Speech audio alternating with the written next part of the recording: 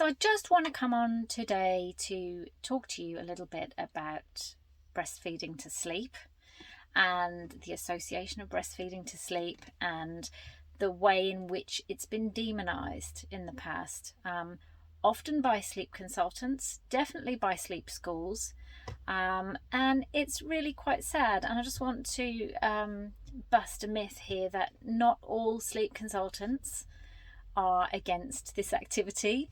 I think there's a growing movement of us who are very supportive of this method, along with co-sleeping and other more attachment based parenting philosophies, but specifically feeding to sleep.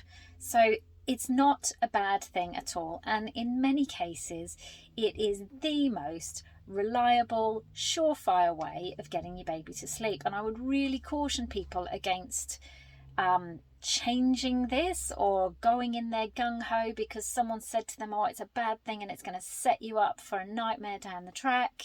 I'd really caution against that, because you could wind up with even less sleep than you may currently be getting.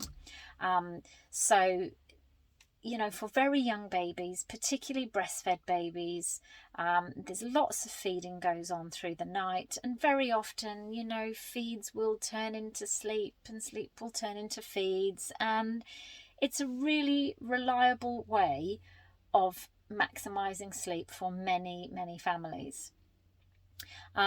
So generally babies will start to grow out of it as they get older. Once they get around to maybe 8 or 9 months, you'll find that they naturally start rolling away from the breast as they want to find their own comfortable sleep spots. So very often it will fizzle out on its own. For those that it doesn't fizzle out on its own, sometimes it starts to get a bit more intense and parents realize that the whole feeding to sleep scenario may not be working.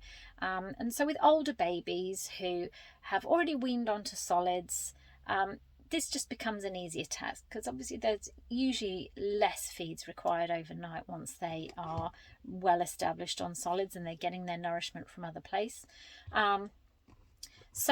I would say it's probably easier though to coax a change like this rather than just go in all guns blazing, particularly if it's a baby under 12 months. So I would really want you to tread carefully.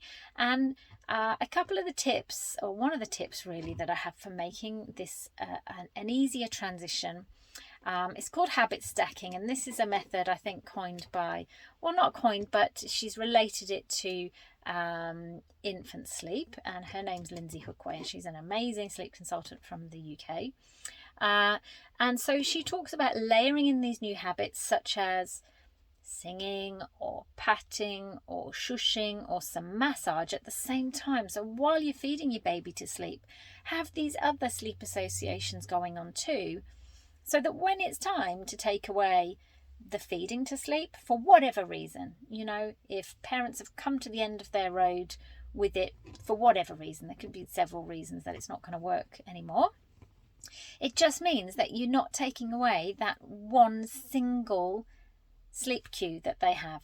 So if they like to fall asleep with Twinkle Twinkle playing, or you singing, or they like to go to sleep with their head being stroked, or they like to go to sleep being patted or shushed, there's just other things then that you can rely on when it's time to ease away from the feeding to sleep. So I think I've summarised that well enough. I hope that makes sense. If you've got any questions anyway, please put them in the messages in the comments below.